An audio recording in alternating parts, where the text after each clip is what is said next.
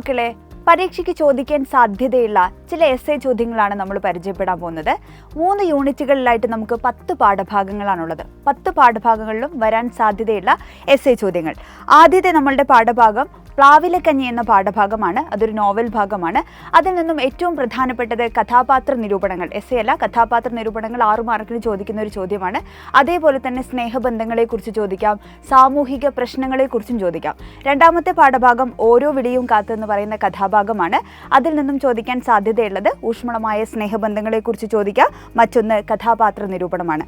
അടുത്തത് അമ്മത്തൊട്ടിൽ എന്ന് പറയുന്ന കവിതാഭാഗമാണ്. വൃദ്ധരായിട്ടുള്ള ആളുകൾ അനുഭവിക്കുന്ന പ്രശ്നങ്ങളെക്കുറിച്ചായിരിക്കും അതിൽ നിന്ന് നമുക്ക് ചോദിക്കുന്ന എസ്സേ ചോദ്യം.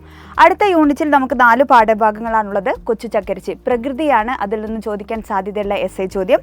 അതേപോലെ കൊച്ചു ചക്കരിച്ചിയും അമ്മയും തമ്മിലുള്ള ബന്ധത്തെക്കുറിച്ചും എന്ത് ചെയ്യാം, നമുക്ക് എസ്സേ ചോദ്യം വരാം. അടുത്ത പാഠഭാഗം ഓണമുറ്റത്താണ്.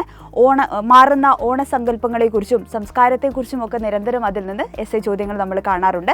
അടുത്ത പാഠഭാഗം കോഴിയും കിഴവിയുമാണ്. അയൽപക്ക ബന്ധങ്ങളെക്കുറിച്ചും കഥാപാത്ര നിരൂപണങ്ങളുമാണ് അതിൽ നിന്ന് 6 മാർക്കിന് നമുക്ക് ചോദിക്കാൻ സാധ്യതയുള്ളത്. അടുത്ത പാഠഭാഗം ശ്രീനാരായണ ഗുരുവാണ്. ശ്രീനാരായണ ഗുരുവിൻ്റെ സന്ദേശങ്ങളുടെ സമകാലിക പ്രസക്തിയാണ് എല്ലാ വർഷങ്ങളിലും നമ്മൾ ചോദിച്ചു കാണുന്ന ഒരു എസ്സേ ചോദ്യം.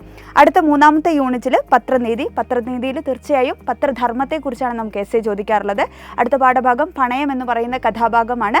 അതിൽ നിന്നും കഥാപാത്ര നിരൂപണങ്ങൾ ചോദിക്കാം 6 മാർക്കിന്.